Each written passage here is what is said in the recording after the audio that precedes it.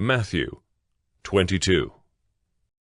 And again Jesus spoke to them in parables, saying, The kingdom of heaven may be compared to a king who gave a wedding feast for his son, and sent his servants to call those who were invited to the wedding feast. But they would not come. Again he sent other servants, saying, Tell those who are invited, See, I have prepared my dinner. My oxen and my fat calves have been slaughtered, and everything is ready. Come to the wedding feast. But they paid no attention and went off, one to his farm, another to his business, while the rest seized his servants, treated them shamefully, and killed them. The king was angry, and he sent his troops and destroyed those murderers and burned their city. Then he said to his servants, The wedding feast is ready, but those invited were not worthy. Go therefore to the main roads, and invite to the wedding feast as many as you find. And those servants went out into the roads, and gathered all whom they found, both bad and good, so the wedding hall was filled with guests.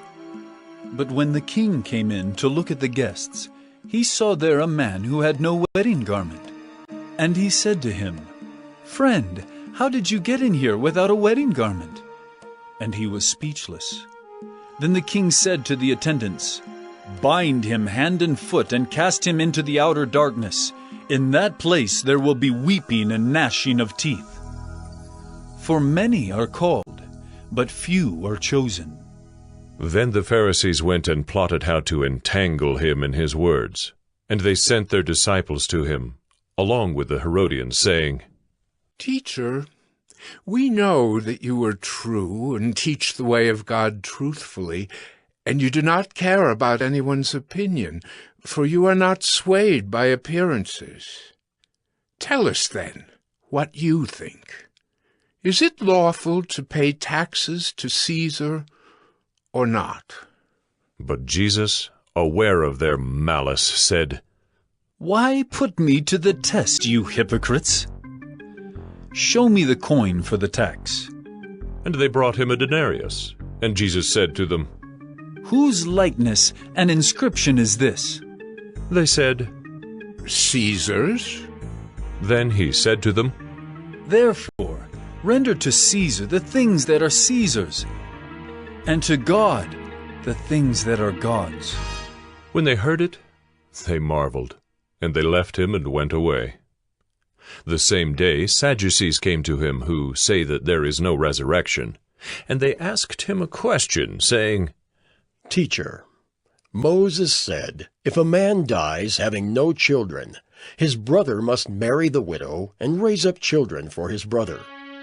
Now there were 7 brothers among us. The first married and died, and having no children, left his wife to his brother. So too the second and third, down to the 7th. After them all, the woman died. In the resurrection, therefore, of the 7, whose wife will she be? For they all had her.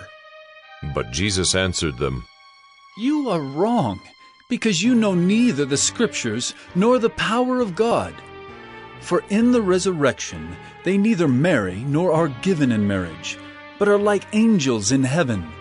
And as for the resurrection of the dead, have you not read what was said to you by God? I am the God of Abraham, and the God of Isaac, and the God of Jacob. He is not God of the dead, but of the living. And when the crowd heard it, they were astonished at his teaching. But when the Pharisees heard that he had silenced the Sadducees, they gathered together, and one of them, a lawyer, asked him a question to test him. Teacher, which is the great commandment in the law? And he said to him, You shall love the Lord your God with all your heart, and with all your soul, and with all your mind.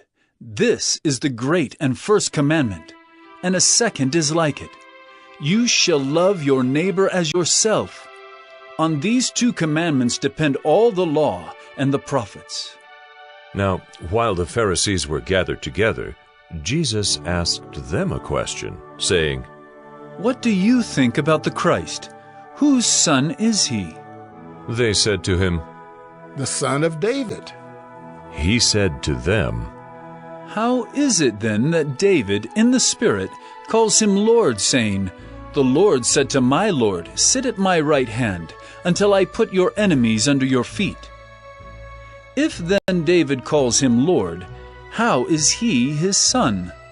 And no one was able to answer him a word, nor from that day did anyone dare to ask him any more questions.